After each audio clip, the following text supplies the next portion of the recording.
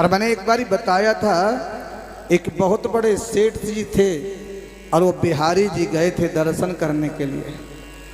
बिहारी जी जब दर्शन करने के लिए गए, विदेश जाना था उनको, तो भगवान के दर्शन करने के लिए गए। और वहाँ जब दर्शन करके गए तो बिहारी जी का कुछ दक्षिणा चढ़ाने लग गए, दान पात्र में डालने लग गए। तो आपने देखा होगा कि अब तो बिहारी जी में बहुत भीड़ होती है।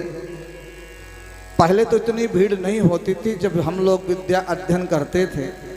अब महाराज बिहारी जी में महाराज किसी भी दिन चले जाओ, वृंदावन में कभी भी जाओ, बहुत भीड़ होती है। शनिवार संडे को तो महाराज भीड़ इतनी होती है, कोई सीमा नहीं भीड़ की। इसलिए उनका पर्स बिहारी जी के मंदिर में छूट गया। जब पर्स छूट गया, वहां से गए तो कोई एक भिखारी आया, वो पर्स को ले गया। तात्पर्य क्या था कि भगवान से प्रेम करने वाला एक अविचल भक्त था जो भगवान से बहुत प्रेम करता था। प्रतिदिन जाता था बिहारी जी के पास और बिहारी जी से प्रार्थना करता था, बिहारी जी भगवान आप हमेशा खड़े रहते हैं, आपके पैर नहीं दुखते, आपको थकान नहीं होती है, आप कभी बाहर जाते भी नहीं हैं, दुनिया को आप देखते भी नहीं हो। गोविंद कभी हमारे घर आया करो, कभी भक्तों के घर भी जाया करो। भगवान बोले भैया यहाँ मैं जो खड़ा हूँ तो सबको देखता हूँ, सोच करके विचार के उसको देता भी हूँ और उसको आशीर्वाद भी देखता भी हूँ। बोले प्रभु आप थोड़ी दिन के लिए बाहर जाइए, घूम के आइए।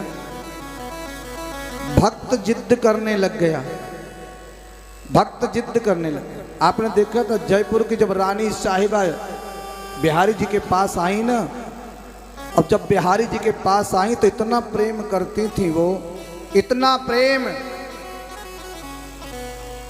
बड़े भाव से आई बिहारी जी के शरण में और उन्होंने दर्शन किया और नेत्रों का ही मिलना हुआ। महाराज इन नेत्रों का जैसे मिलना हुआ, नेत्रों से उनका प्रेम हो गया, क्योंकि इतना बिहारी जी से वो प्रेम करती थी। बिहारी जी पीछे पीछे हो लिए, उनके पीछे अपने पति से कहा स्वामी वो जो बिहारी जी थे ना, ठाकुर जी, वो हमारे साथ आ रहे हैं। आगे देखा तो वास्तव में डोली में भगवान बैठे हुए और वहां चले गए भगवान के साथ। इन्हीं नेत्रों से हमारे महाराज पाप भी आते हैं, इन्हीं नेत्रों से माँ को देखते हैं, इन्हीं नेत्रों से बहन को देखते हैं और इन्हीं नेत्रों से महाराज बेटी को देखते हैं और इन्हीं नेत्रों से धर्म पत्नी को भी देखते हैं। बस देखने का नजरिया अलग होता है। हम पाप करते हैं महाराज, आज के जमाने में महाराज इतने ज्यादा पाप हो रहे हैं, इतने ज्यादा पाप, क्योंकि भगवान की कथा में हम नहीं जाते। भगवान की कथा न गीता पढ़ते, न भागवत पढ़ते, न रामायण पढ़ते, न मंदिर जाते, तो हमारे अंदर गुण कैसे आएंगे? असंभव है गुण आना। भगवान के साथ चले गए। अब ये भक्त क्या किए, खड़े हो गए, भगवान चले गए। एक बनावटी भक्त खड़ा है बिहारी जी बन करके, बिहारी जी की तरह खड़ा हो, गोविंद आप कुछ दिन के लिए बाहर घूम करके आइए, आप देख के आइए संसार में क्या हो रहा है, आप हमेशा प्रभु खड़े रहते हैं। अब वो भक्त खड़ा है, बोले आपकी तरह खड़ा रहूंगा। भिखारी पर्स को ले गया। थोड़ी देर में एक दूसरा व्यक्ति भी दर्शन करने आया और जिसका पर्स गिरा था उसने वहां पे जो है मेरा शोर मचा दिया, पुलिस का बुला लिया, मेरा पर्स यही आया है, दूसरा कोई नहीं आएगा। जिसने पर्स नहीं लिया उसको पकड़ लिया, तुम्हारे अलावा कोई नहीं आया है, तुम ही एक आए हो और कोई दूसरा नहीं आया।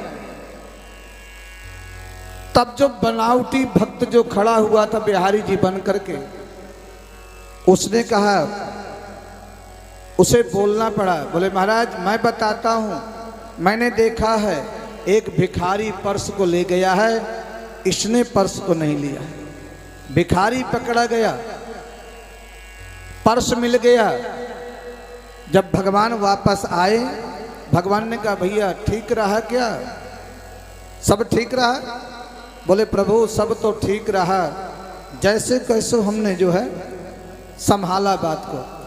एक सेठ आए, उनका पर्स गिर गया, भिखारी ले गया, फिर दूसरे को पकड़ लिया, लेकिन मैंने बताया। भगवान कहते हैं भैया तुमने बहुत गलत किया है। क्यों? भगवान सबको भोजन देते हैं, चींटी को भी, हाथी को भी, मनुष्य को भी, पक्षी को भी। किसके हाथों से किसको भोजन मिल रहा है? ये मेरे गोविंद के हाथ में है, ये मेरे ठाकुर के हाथ में है, मनुष्य के हाथ में। भगवान कभी भी किसी को भूखा नहीं सुलाते, सबको परमात्मा देते हैं। आज भगवान ने कहा वो जो सेठ जी आए थे, जो भगत जी आए थे, उनके पास पैसा बहुत है लेकिन वो कंजूस बहुत है। कभी उन्होंने किसी भिखारी, किसी गरीब को दान नहीं किया। उनका पर्स गिरा करके मैं भिखारी के परिवार को जो भोजन नहीं मिला, बहुत गरीब है, 4 दिन से उनके घर में, 4 दिन से उसके घर में रसोई में चूल्हे में आग नहीं जली। मैंने उनका पर्स गिरा करके उस गरीब व्यक्ति के बच्चों का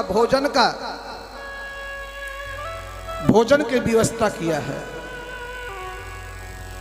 और हाँ, जो राजा, जो दूसरा राजा था वो विदेश जा रहा था, उसकी यहाँ मृत्यु लिखी हुई थी और मैंने उसकी मृत्यु को बचाने का प्रयास किया था। तुमने सब कुछ गड़बड़ कर दिया। करने का भाव अर्थ यह है प्यारे, भगवान कहते हैं, मेरे गोविंद कहते हैं, तुम्हारी जहां सोच खत्म हो जाती है उसके बाद भगवान की सोच प्रारंभ होती है।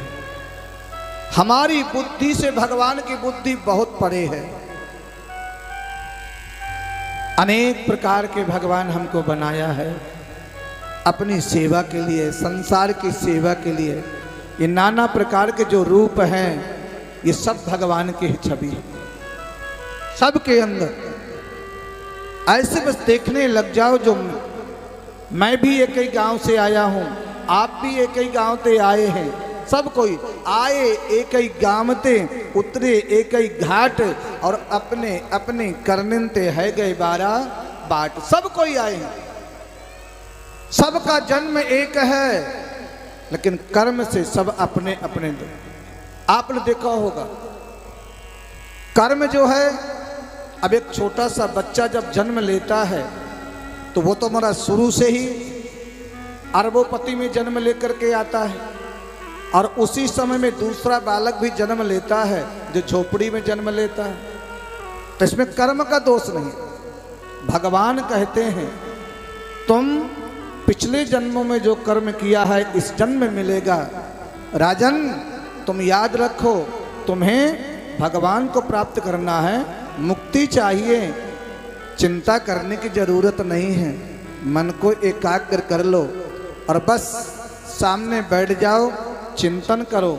मुक्ति तुमको ढूंढने नहीं जाना पड़ेगा, मुक्ति तुम्हारे पास आएगी, तुम्हारे पास मुक्ति आएगी।